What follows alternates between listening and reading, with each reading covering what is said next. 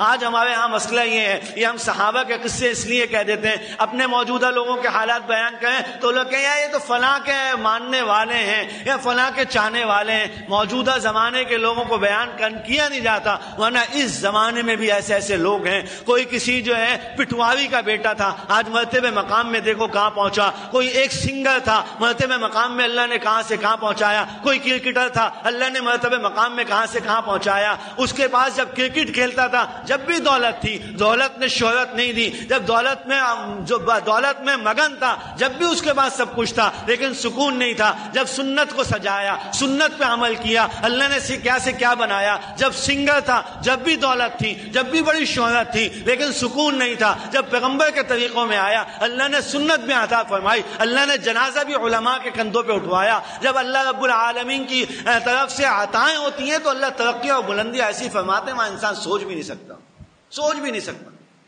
لیکن اس زمانے کے واقعات اور قصص کو ناموں کے ساتھ منسوخ کر کے بتائیں تو بولیے تو فلاں کے ماننے والے نہیں، ایک نبی کے ماننے والے ہیں، ایک نبی کے ماننے والے ہیں۔ اور ازل سے یہ نظام چلا، ابد تک یہ چلتا رہے گا۔ جب سے میرے پیغمبر کے نبوت کا تاج رکھا ہے، 40 سال کی عمر میرے نبی کی ہوئی، پیغمبر کو نبوت کا تاج پہنایا، اس اول دن سے لے کے قیامت کی صبح تک اب یہی نظام چلے گا۔ جو میرے نبی کا دامن پکڑے گا، اللہ کا اس کے لیے اعلان ہے، ہم ضائع نہیں ہونے دیں گے، ہم ضائع نہیں ہونے دیں گے۔